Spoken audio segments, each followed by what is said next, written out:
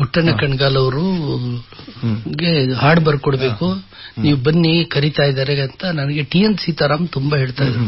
TN Sitaram ನನಗೆ ತುಂಬಾ close friend. ನನ್ನ ಮದುವೆ ಕೂಡ ಅವರೇ ಮಾಡಿಸಿದ್ದು. ನಾವು ಬಹಳ ಆತ್ಮೀಯರು ಸೀತಾರಾಮ್ ಅವರು. ಅವ್ರು ಯಾವಾಗ್ಲೂ ಹೇಳೋರು, ಪುಟ್ಟಣ್ಣ ಕಣಗಾಲ್ ನಿಮ್ಮ ಹತ್ರ ಹಾಡು ಬರ್ಸ್ಬೇಕು ಅಂತ ಇದ್ದಾರೆ, ಬನ್ನಿ ಬನ್ನಿ.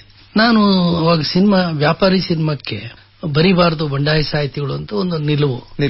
ನಾನೇನ್ ಮಾಡಿದೆ, ಈ ಸಿನಿಮಾಗೆ ಹಾಡು ಬರ್ದು ಮತ್ತೆ ಇವರೆಲ್ಲ ಪ್ರತಿಭಟನೆ ಮಾಡೋದು ಚೆನ್ನಾಗಿ ಕಾಣಲ್ಲ ಅಂತ ನಾನೇನ್ ಮಾಡಿದೆ, ಆಗೋಲ್ಲ ಸರ್ ಅಂತ ಅವ್ರು ಒಂದಿನ ಒತ್ತಾಯ ಮಾಡಿದ್ರು, ಒಪ್ಕೊಂಡೆ.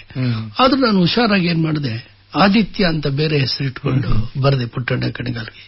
ಆದ್ರೆ ಅಲ್ಲೇನಾಯ್ತು, ಅದಕ್ಕೆ 3 ಹಾಡು ಬರ್ದಿದ್ದೆ. ಅದರಲ್ಲಿ 3 ಹಾಡಿಗೂ ಆದಿತ್ಯ ಅಂತ ಹೆಸರು ಇತ್ತು. ನಾನು ಆರಾಮಾಗಿ ದುಡ್ಡು ಕೊಟ್ಟರು ನನಗೆ. ಪುಟ್ಟಣ್ಣ ಕಣಗಾಲ್ ತುಂಬಾ ಚೆನ್ನಾಗಿ ನಡೆಸ್ಕೊಂಡ್ರು, ಗ್ರೇಟ್ ಅನ್ನಿಸ್ತು. ಒಬ್ಬ ಪುಟ್ಟಣ್ಣ ಕಣಗಾಲ್ ಒಬ್ಬ ಜೀನಿಯಸ್ ಅನ್ನಿಸ್ತು ನನಗೆ. ಅವ್ರ ಮನೆ ಊಟ ಮಾಡ್ತಾ ಇದ್ದೆ. ಪುಟ್ಟಣ್ಣ ಕಣಗಾಲ್ ಅವರು, ನಾನು, ವಿಜಯ ಭಾಸ್ಕರ್ ಅವರು ಮ್ಯೂಸಿಕ್ ಡೈರೆಕ್ಟರ್. ಬಹಳ ಅವರದ್ದು ಗಾಡ್ಲಿ ಮ್ಯಾನ್ ವಿಜಯ ಭಾಸ್ಕರ್. ಪುಟ್ಟಣ್ಣ ಒಬ್ಬ ಜೀನಿಯಸ್. ಅವ್ರ ಜೊತೆ 3-4 ದಿನ ಇದ್ಕೊಂಡು ಅವ್ರ ಮನೆಯಲ್ಲೇ ಊಟ ಮಾಡಿಕೊಂಡು ಇದ್ದದ್ದು ನನಗೆ ಎಷ್ಟೋ ಅದೊಂದು ಯಾವತ್ತೂ ಮರೆಯಕ್ಕಾಗಲ್ಲ. ಒಂದು ಸಿನಿಮಾಗೆ ಬರಿತಾ ಇರೋದು.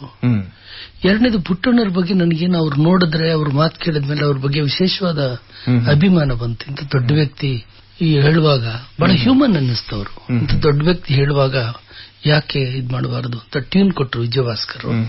ನಾನು ಈ ಪ್ರೇಮ ಗೀತೆ ಬರ್ದೆ. ನಾನೇನ್ ಮಾಡಿದೆ, ಸೇಫ್ ಆಗಿರೋಕ್ಕೋಸ್ಕರ ಆದಿತ್ಯ ಅಂತ ಹಾಕೊಂಡು ಯಾರಿಗೂ ಗೊತ್ತಾಗಬಾರ್ದು. ಅಲ್ಲ, ಈಗ ನನ್ನ ಹೆಸರಲ್ಲಿ ಬರ್ದ್ರೆ ನಾಳೆ ಗಲಾಟೆ ಮಾಡ್ತಾರೆ ಬಂಡಾಯ ಸಾಹಿತಿಗಳು.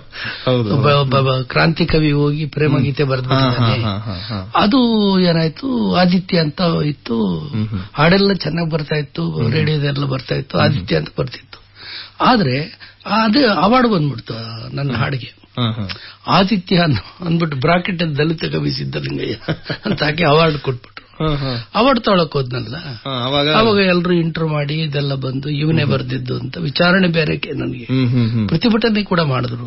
ಏನಂದ್ರೆ ಅದು ಹೆಣ್ಮಕ್ಳು ಬಂಡಾಯ ಸಾಹಿತಿಯಾಗಿ ಈ ತರ ಮಾಡ್ಬೋದೇ, ಓ ಗೆಳತಿ ಸರಿ, ಅಪ್ಪಿಕೋ ಅಂತ ಹೆಂಗ್ ಬರ್ದ್ರಿ, ಈ ಅಪ್ಪಿಕೋ ಬಾಳೆಲ್ಲ ಇನ್ನ ತಬ್ಬಿಕೋ ಅಂತ ಯಾಕೆ ಬರ್ದ್ರಿ.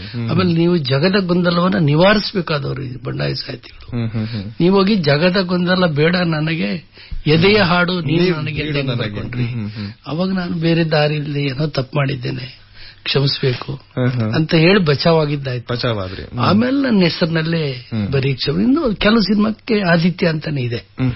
ಆಮೇಲೆ ಅದು ನನಗೇನು ತಪ್ಪು ಅನ್ಸೋದಿಲ್ಲ ಈಗಲೂ. ಆದ್ರೂ ಅವ್ರಿಗೆಲ್ಲ ಕೇಳಿದ್ರಲ್ಲ, ಅಷ್ಟು ಒತ್ತಡ ಇತ್ತಲ್ಲ, ಅದಕ್ಕೆ ನಾನು ತಪ್ಪಾಗಿದೆ ಅಂತ ಒಪ್ಕೊಂಡೇ ಹೊರತು ಈಗಲೂ ನನ್ನ ಮನಸ್ಸಿನಲ್ಲಿ ಪ್ರೇಮ ಗೀತೆಗಳನ್ನ ಬಂಡಾಯ ಸಾಹಿತಿಗಳು ಬರೀಬೇಕು.